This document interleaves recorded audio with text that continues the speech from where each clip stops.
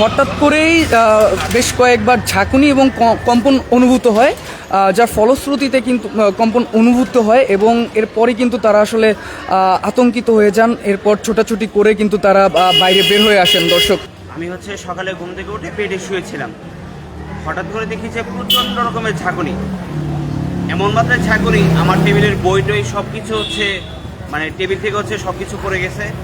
বেডের মাত্রায় ঝাঁকুনি এত মাত্রায় ছিল, মনে হচ্ছিল যে কেউ আমাকে বেড জোরে সরে দোলাচ্ছে।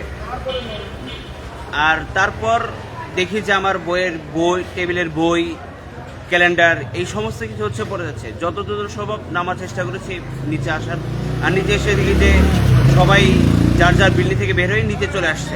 যেমনটি জানিয়েছেন যে আসলে তারা আতঙ্কিত হয়ে দ্রুতই ছোটাছুটি করে নিচে এসেছেন এবং যেমনটি তিনি দেখেছিলেন যে পুরো জায়গাটি জুড়েই কিন্তু আসলে আতঙ্কিত মানুষজন ছিল। এবং পুরো এই মুহূর্তে দর্শক, এই ভূমিকম্পের অনুভূতির পরপরই কিন্তু আসলে এই মুহূর্তে যেমনটি লক্ষ্য করলেন এবং যেমনটি জানিয়েছে যে জনমনে কিন্তু আসলে এই মুহূর্তে আতঙ্ক রয়েছে।